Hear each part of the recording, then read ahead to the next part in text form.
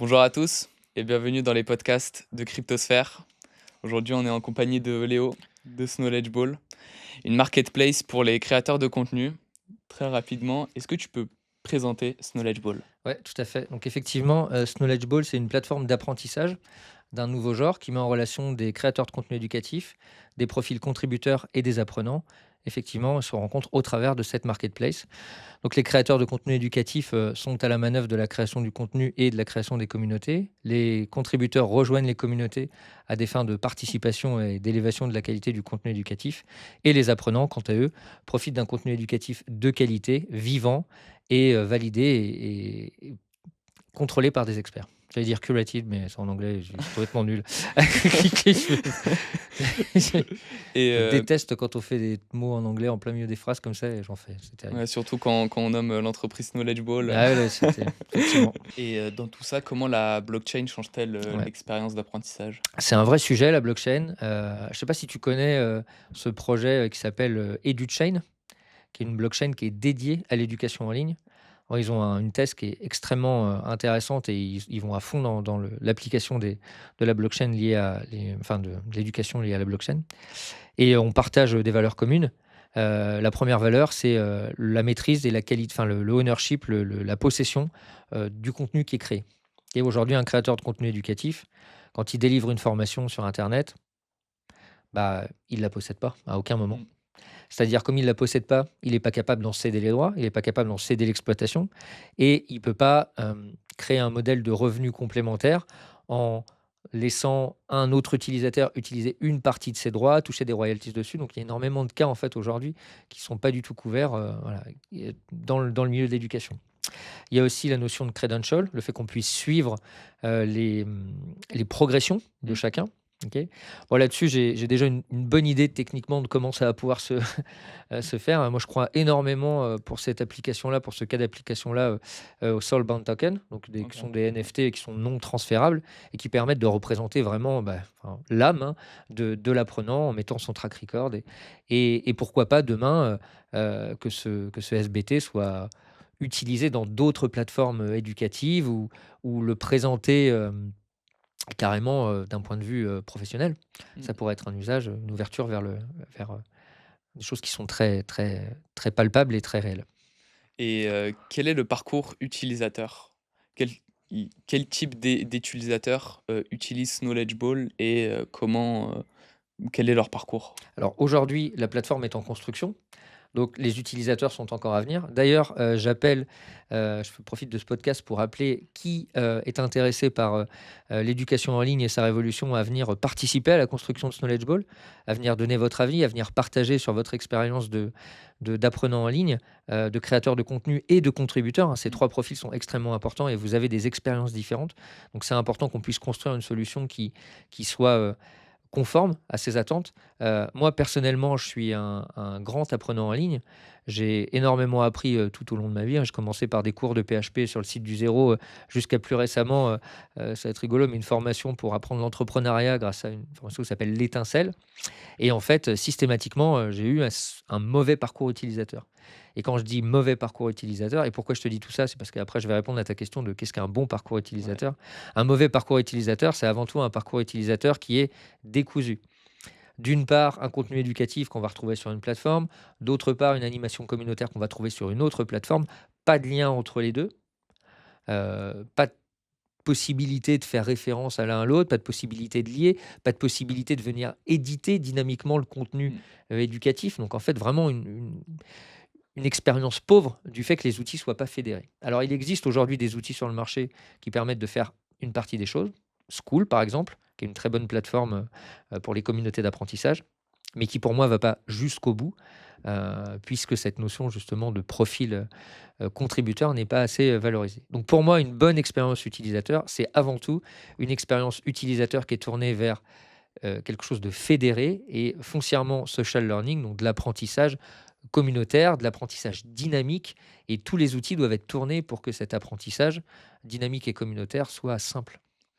Actuellement, les leaders de ce secteur sont, Coursera ou encore Udemy. Ouais. La compétition est rude. Il y a notamment, Sisi qui a quitté, Binance pour se diriger vers le secteur de l'éducation. Comment Knowledge Ball peut contribuer à ça et comment vous comptez attirer des nouveaux utilisateurs? Ouais, si je comprends bien ta question, c'est comment on se positionne dans un marché, concurrentiel? Ouais. Heu et et j'ai envie de répondre, c'est génial un marché concurrentiel. J'ai envie de dire, c'est le meilleur marché qu'on puisse attaquer. Ça veut dire qu'il y a de l'attraction, ça veut dire qu'il y a de l'intérêt. Heu, la progression du marché du e-learning depuis, 2020, c'est 900. C'est un CAGR, donc une progression annuelle Mmh. de 23 à 30 à peu près, voilà. Bon, un rendement, Heu, un rendement d'un produit financier comme ça, c'est juste, Mmh. ça n'existe pas. Enfin, peut-être en crypto, on arrive à faire des multiples énormes, mais sur la finance traditionnelle, ça n'existe pas. Donc c'est énorme, c'est un marché total de plus de 400 milliards. À titre de comparaison, le foot en Europe, c'est 40 milliards. Voilà, pour donner une sorte de voilà, une échelle. Hem et je trouve ça extrêmement intéressant d'avoir de la compétition. Extrêmement intéressant qu'il y ait des gros acteurs, parce que ça veut dire qu'il y a des choses à révolutionner. Parce que ça veut dire que quand il y a des gros acteurs, il y a de la il y a de la lourdeur, voilà. Ils vont pas évoluer aussi vite que des plus petites plateformes qui, elles, vont pouvoir, comme nous, itérer beaucoup plus facilement et être beaucoup plus proches des utilisateurs pour, tout simplement délivrer le produit qui leur convient. Et pour attirer des nouveaux utilisateurs, est-ce que vous comptez, probablement, faire des partenariats avec peut-être des communautés, Ouais. notamment, Web3? Ouais, tout à fait. La cible Web3, c'est effectivement ceux qui vont d'abord, je pense, comprendre le plus rapidement le modèle de Knowledge Ball, notamment OK. le modèle d'être rémunéré quand on est un contributeur, le modèle d'avoir ce fameux price pool qui va permettre de venir nourrir, enfin valoriser les contributeurs, ok, parce que ça, c'est des métriques, c'est des fonctionnements qui sont déjà très imprégnés dans le Web3. Mais voilà, ne prenez pas ombrage, mais ma cible, in fine, c'est tout à chacun qui apprend en ligne, Mmh. donc des utilisateurs du Web 2. Donc c'est comment, en commençant par le Web 3, on va aussi pouvoir s'ouvrir petit à petit vers le Web 2 et faire, ouais, c'est ma vision, hein, mais faire converger tout ce petit monde autour, de l'apprentissage qui est en fait, une pratique humaine, quoi, voilà. Et je pense que c'est une bonne façon de réunir les 2 communautés, apprenantes que sont celles du Web 3 et du Web 2. Et concernant le Web3 et les utilisateurs qui potentiellement utiliseront ce Knowledge Ball, concrètement, qui paye qui? Alors, c'est une très bonne question, je te remercie. Le modèle de revenu, c'est ça ta question? Le modèle, comment vit ce Knowledge Ball Mmh. et comment les flux, comment sont les flux financiers au niveau de ce Knowledge Ball, ouais. Alors il y a pas de frais fixes, ni pour les créateurs de contenu, ni pour les apprenants, OK. heu, pardon, excuse-moi, ni pour les contributeurs. Hem, le modèle qui est aujourd'hui, positionné, il est le suivant: c'est une captation de fees au niveau de chacune des transactions. Un apprenant achète une formation, 60 de la Mmh. valeur va au créateur de contenu, 20 va, dans le price pool qui va nourrir, ce que les actes à valeur ajoutée des contributeurs, et 20 va à la plateforme. Voilà, c'est un modèle qui est OK. équilibré versus ce qu'on retrouve sur le marché qui oscille entre du 50-50, OK? Donc plateforme, créateur de contenu, 0 pour les communautés, OK. voire des modèles encore moins vertueux. Il y a carrément du 60 pour la plateforme, 40 pour le créateur de contenu. Pareil, rien pour la communauté. Encore une fois, parce que ces plateformes, c'est Mmh. traditionnel, il y a même pas de notion de communauté dessus. Et ou alors des frais fixes pour les créateurs de contenu, qui est une barrière à l'entrée, puisque quand on n'a pas de communauté, ça veut dire qu'il faut se la construire, et Mmh. pourtant on absorbe déjà, un coût, voilà, comme une entreprise qui commence, quoi. Plus il y a de coûts fixes, plus c'est compliqué de s'en sortir.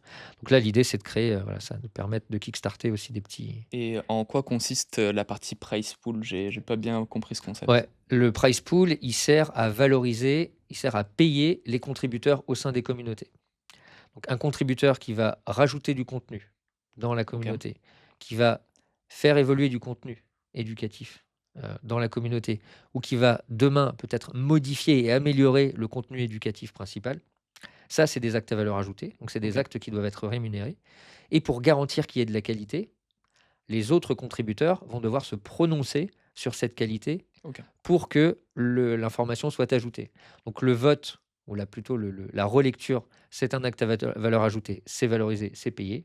La création, c'est un acte à valeur ajoutée, c'est payé. Et c'est cette idée-là aussi qui permettra d'engager aussi les communautés et engager vers la qualité. Voilà. Enfin, engager les contributeurs dans la communauté. Et comme tu l'as dit précédemment, il y a une concurrence rude Ouais. en ce moment avec Coursera, Udemy, etc. Et aussi avec l'arrivée des programmes LLM comme ChatGPT. Ouais. Comment vous, vous comptez convaincre les utilisateurs d'utiliser votre solution ou comment vous comptez utiliser les LLM pour votre solution? Quand on arrivera à l'intelligence artificielle générale, je me poserai une vraie question de, effectivement, à quel point c'est toujours agréable d'échanger, plus agréable d'échanger avec un humain ou d'interagir avec un humain que d'interagir avec un LLM. Aujourd'hui, je suis pas inquiet. Le LLM, c'est avant tout, ça permet de faire, c'est de l'intelligence générative, Mmh. donc ça permet de générer des choses. Par contre, c'est directement tiré du savoir, de la connaissance humaine, hein. Donc à un moment donné, si les êtres humains se joignent pas pour apprendre ensemble et faire évoluer leur savoir, il y a pas de. Donc je suis pas inquiet. Je suis pas inquiet. Je trouve même que c'est plutôt un bel accélérateur, puisque avec l'arrivée des LLM, on a aussi vu euh, pas mal de monde prendre peur pour leur poste, pour Mmh. leurs compétences, pour leurs capacités, Mmh. etc. Et moi, je le vois plutôt comme un accélérateur du fait que, enfin, un accélérateur pour la formation en ligne. Les gens vont avoir envie de se former de plus en plus et sur toutes les verticales de leur vie. Donc, je trouve que c'est même plutôt un accélérateur. Et en parlant d'accélérateur, est-ce que Knowledge Ball compte utiliser les LLM pour adapter le produit peut-être? Pour la traduction, moi, OK. j'envisage clairement de mettre une brique de traduction et d'anti-plagiat. Parce que c'est important, ça va être extrêmement important et également, d'avoir la capacité de rechercher rapidement du contenu. L'avantage de créer une plateforme from scratch, c'est qu'on peut la designer aussi, pour que le modèle de données puisse être facilement requêté et rapidement requêté. Voilà, aujourd'hui, sur des grosses bases de données ou sur des plateformes qui n'ont pas été pensées pour ça, c'est très difficile d'indexer correctement et d'aller chercher rapidement quelque chose. Si on pense la plateforme directement comme ça, voilà, bon, pour les plus férus de technique, au travers des modèles de RAG, par exemple, hein, qui permettent de splitter le texte, splitter la donnée et puis aller très rapidement chercher à l'intérieur. Si on construit comme ça va beaucoup plus vite. Et tu as plusieurs années d'expérience dans la formation en ligne et je voulais un peu plus savoir quel type de créateur de contenu vois-tu émerger ces dernières années? Ouais. Alors, pour être entièrement transparent, moi, mon passé professionnel, c'est pas du tout celui de la formation en ligne. OK. Moi, je suis ingénieur cyberdéfense de formation. Par contre, je suis un apprenant à titre personnel. Mmh. Ce que je vois émerger, bon, il y en a beaucoup, je vois émerger pas mal de choses sur la finance personnelle, mais pas que dans le Web3, hein, globalement. Hem, Au niveau du Web3, il y a pas mal de gaming, il y a pas mal de choses liées au projet crypto en tant que tel. Heu et on voit émerger des trucs aussi beaucoup plus, déconnants, je regardais des gens qui vendent des formations kinesthésiques, pour, déplacer un scotch, comme ça, a priori, ça marche, à fond sur TikTok et on voit aussi des choses comme ça arriver, quoi. Hem, donc il y a pas mal de trends qui arrivent, il y a de tout, de rien et c'est aussi une des valeurs, fortes de ce Knowledge Ball, c'est de pouvoir mettre en avant des formations, des créateurs de contenu éducatif qui ont de la valeur et qui ont de la qualité et aider les apprenants, en fait, à s'orienter, à se guider dans cette espèce d'énorme marché qu'il y a, quoi. Mmh. Et aujourd'hui, tu es incubé chez Cube3. Pas du On tout. est Ah oui, c'est vrai. ah oui, on Oui. est peut-être chez Cube3, oui. On est dans un secteur, on est dans la crypto, dans le Web3 Ouais. et les outils, les choses qu'on consomme sont souvent gratuits Ouais, tout à fait. et vous, comment vous justifiez le fait de faire payer des gens pour utiliser, votre solution? Moi, il y a une expression que j'adore et qui est vraie, c'est: «Si c'est gratuit, c'est que c'est toi le produit» et généralement, c'est vrai. Donc je me méfie de ce qui est gratuit. Je me méfie de la valeur, distribuée, parce que personnellement, quand il y a de la valeur, ça veut dire qu'il y a du travail et quand il y a du travail, c'est du temps. Le temps, c'est la seule denrée qu'on peut pas échanger, donc c'est celle qui permet d'être, voilà, qui échange contre de l'argent. On peut échanger à peu près tout et n'importe quoi. Du temps, on arrive avec un temps défini et puis, une fois qu'on en a plus, bah, ciao. Voilà, donc je me méfie des choses gratuites. Je pense que c'est bien pour de l'acculturation, vraiment. OK. L'acculturation, c'est bien que ce soit gratuit, c'est bien qu'il y ait des choses qui soient disponibles. Par contre, dès lors qu'on va parler de formation ou voilà, de formation continue, ou vraiment de passer un cap en termes de compétences, eh bien, à ce moment-là, il y a du temps passé par quelqu'un qui a enfin, qui a figure de référence, et donc du coup, ça doit être facturé. Et si tu avais une chose à dire à un potentiel utilisateur pour payer, pour utiliser ce Knowledge Ball, qu'est-ce que tu lui dirais? Ça dépend du type de l'archétype d'utilisateur. Effectivement, je dirais pas la même chose à un créateur de contenu. OK. Un créateur de contenu, je lui dirais, qu'il pourra monétiser, plus simplement et plus facilement, son savoir, et qu'il pourra gagner plus d'argent.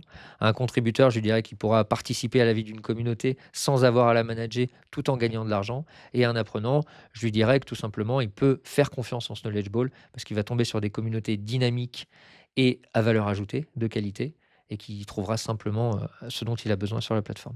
Et quelles sont les prochaines étapes de ce Knowledge Ball? Prochaine étape, je suis toujours à la recherche d'un cofondateur, technique. Voilà, parce que j'ai dit: «Je suis ingénieur», mais moi j'ai plutôt vocation à me, heu, focus sur le développement de l'entreprise.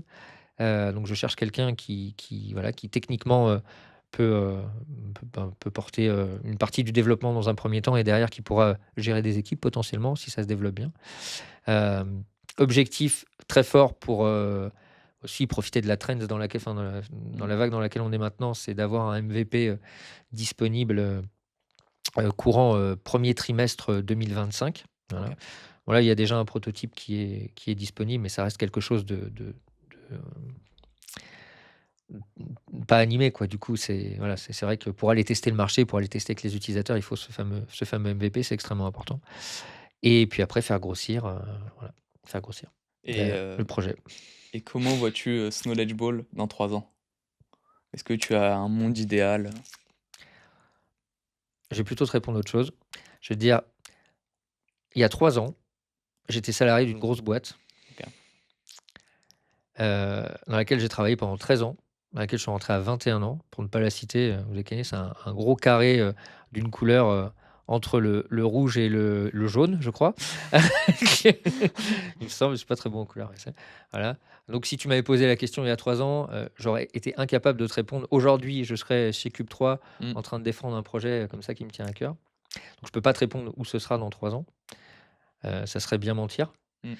Hem, Par contre, ce que je sais, c'est que, des initiatives comme celle-là, je pense qu'elles ont, dans les 3 ans, dans les 5 ans, dans les 10 ans, elles ont leur place à prendre sur le marché, et que, j'ai envie que Knowledge Ball prenne sa place sur le marché. Tu as envie d'être, acteur de ce mouvement? J'ai envie d'être acteur de ce mouvement, j'ai envie d'être contributeur de ce mouvement, j'ai envie d'être créateur aussi de ce mouvement. Ouais, tout à fait. Mmh. Et plus focalisé sur Cube 3, comment Cube 3 t'aide-t-il à progresser dans ton projet? Hem, Cube 3, ils mettent de différentes manières. Déjà, et un parfait témoignage, c'est aujourd'hui, c'est ils me donnent de la visibilité, tout simplement. Ça, je dirais que c'est effectivement, quand on intègre un réseau comme ça, c'est le réseau, c'est important, la visibilité, c'est important. On ne se serait jamais rencontrés s'il n'y avait pas Cube 3. J'ai rencontré des gens exceptionnels, chez Cube 3, c'est hyper agréable.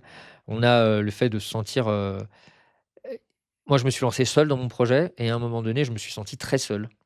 Et le fait de venir à Cube 3 tous les jeudis, tu vois, ça crée de la vie, ça crée de la motivation. Chez moi, c'est important d'être aussi, en contact avec des fondateurs, qui sont dans les mêmes problématiques que moi, qui ont peut-être déjà vécu les mêmes problématiques. Donc en fait, il y a cette partie-là. La visibilité, c'est extrêmement important. Et puis les conseils, voilà, tous les conseils qu'ils peuvent nous donner, tous les petits tips, Mmh. et puis ouais, c'est avant tout une aventure humaine, ouais. Mmh. Et imagine, je suis un investisseur Ouais. qui souhaite, investir dans ce Knowledge Ball. Qu'est-ce que tu me dirais pour que j'investisse, dans ton projet? Déjà, je mettrais une chemise avant, parce que je serais pas venu en pull. Et non, je te dirais que tu as ta place à prendre, mmh, pour investir dans une solution qui a vocation à changer le marché. Qu'aujourd'hui, la tech, c'est clairement un gros marché, mais sous-exploité, dans l'éducation technologique globalement. Donc il y a sa place à prendre, et qu'il faut la prendre aux côtés d'un acteur, qui peut porter ce développement, et que ce Knowledge Ball est cet acteur-là, enfin un de ces acteurs. Mmh. Merci beaucoup Léo.